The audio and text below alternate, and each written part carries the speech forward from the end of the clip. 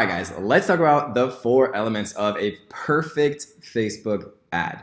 And so this is going to be a very brief introduction, right? Because we're going to have an entire module about how to design absolutely fantastic Facebook ads, from everything that you'll possibly need, from the copy to the images to what to put in the images to, all the different types of psychological kind of cues and tricks and how to play into human emotion and, future pacing and things like that in a later module. But I want to introduce kind of the 4 elements that pretty much every Facebook ad needs to really be successful. Because these things, advertising, there's nothing new in advertising. Everything that's been invented, in 2018 already existed in 1940 and 1950, right? It just changes and is kind of reformulated and repackaged to be more up to date. And so the 4 elements of a perfect Facebook ad or Google ad or whatever ad is the following. The curiosity hook, right? A question, a story, really a strategy just to get them to pause even for a fraction of a second when they're scrolling in their Facebook feed, right? I see a lot of ads, and I've used a lot of ads myself that start with wait, right? Because wait is just kind of plays into human emotion. When you see wait or you hear it, right? You pause and you look and you stop even for a fraction of a second. And if you can get somebody to stop scrolling, right? Because a lot of Facebook activity is very mindless and passive and kind of on autopilot. If you can get someone to even break kind of that habituation that they are in when they're actually browsing through their Facebook feed, even for a fraction of a second, you win, right? So if you start your ad with wait, right? And you can even use like a fire emoji or the exclamation point emojis or the warning sign emoji. Those all work fantastic. We're going to talk about emojis, and we're going to go much deeper into this, but I just want to introduce it because I think it's very, very exciting. What is the difference between millionaires and the impoverished? Sometimes it boils down to one simple decision, right? So we've done 2 things here. We've convinced them to break their habits of just kind of the autopilot scroll, and we've gotten them to pause for even a fraction of a second. And then we're saying, what is the difference between millionaires and the impoverished, right? And so if I'm asking this specific question, it's because I'm targeting people who are interested in working for themselves or getting rich or having financial freedom, right? This is not just like a random question. This is a question that's very targeted to the people that I'm going to actually show this ad to. And so I've done 2 things. I've broken their habit. I'm kind of their autopilot scroll, and then I'm asking them a question that's very targeted and that they are curious to know the answer to, right? What is that one simple decision that actually is the difference between millionaires and the impoverished, excuse me, right? So the curiosity hook is a fantastic element that every Facebook ad could use to become a better one. Emotional future pacing, right? How much better will they personally feel with your amazing product or service, right? Have you ever seen a beautiful house or car and thought to yourself, how can they afford that in today's economy? Why can't I have those things too? You can see yourself driving in a brand new sports car, never having any more worries about money for the rest of your life, right? And so if you can get people to actually picture how much better their life is going to be with your product or service, it is seriously such a powerful tool, right? What could you do with an extra $1,000 a day? How would your life change? Like, what would you be able to do for your family? Like, would your family's life change? Would your wife be happier? Getting people to actually picture what they could actually get, how they feel, they can imagine it and picture it and feel it, right? That is when you've won the advertising game. If you can really make them put themselves in their shoes, in a future state with how better their life is going to be with your product or service. A time-sensitive call to action, right? Today only, price raises tomorrow.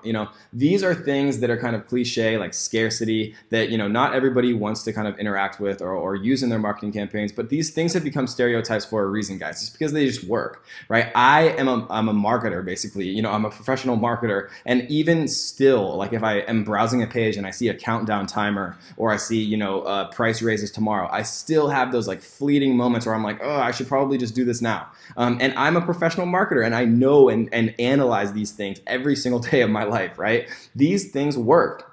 And not taking advantage of it, is just going to be a detriment to your business, right? So if you deserve the good life and want to learn how to completely change your situation at any time by knowing 3 simple things, then click the Learn More button below right now before we close our completely free training forever, right? And so this is doing a couple things, 3 simple things. So people love, numbered lists. People want to know what these 3 simple things are. If there's one thing that is the most powerful aspect of all of marketing, it's curiosity. Human beings are so curious instinctually by nature. Have you ever been with a friend and they say, I wanted to talk to you about something, and it just drives you freaking crazy, right? And it drives me crazy too. I have to know what people want to talk to me about. Like if my girlfriend, for example, says like, Kevin, we need to talk. Right? Like that drives me crazy. And it's not just me. It's because people are similar and people are naturally curious. It's what's driven us, to create amazing things with science. It's what's driven us, across the ocean, even when like modern day ships didn't exist. Human curiosity is intrinsic, it is instinctual, and it's the most powerful driving force in marketing.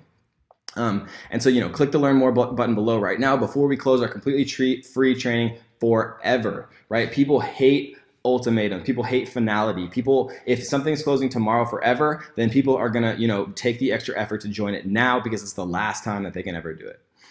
So visuality, in today's world, there's so many advertisements that if you don't have, a pristine, high quality, HD video or image with, beautiful font, if there's any type of like granularity or something is wrong, or it's poor quality, or it's just, not colorful, or whatever it is, you've already lost. There's too many alternatives to have low quality advertisements, to have low quality landing pages, right? You have to make everything high quality because in today's world, everything's digitized, right? And so bright, eye-catching colors that include people. People like seeing people. That's why, use examples. Start to become a researcher. Don't just be an observer. When you're watching a Coca-Cola commercial, think about what you're seeing, right? You're seeing beautiful, smiling women with, ice cold looking Coca-Colas that like have that crisp crack when they open, and like it's a happy family, and they're really personifying and showing the things that everyone associates with Coca-Cola: family, happiness, love, right? These things like just pop up in my mind because Coca-Cola has been pounding me with advertisements for years to make me associate Coca-Cola with those things. Beautiful women. Again, it's not sexist at all. I'm not trying to be, gender misogynist, anything like that. Sex sells, beautiful women sell. It's just you can either accept it or you cannot accept it, and that's obviously your choice. But a smiling, beautiful woman makes people stop and makes people actually, even for a fraction of a second, which is all you need, take a second glance at your ad, and that means you've won, right? And so smiling, beautiful people, smiling, beautiful women, eye-catching colors, right? Beautiful font that in a very simple or curiosity-invoking way kind of shows, what the ad is actually going to be about, guys.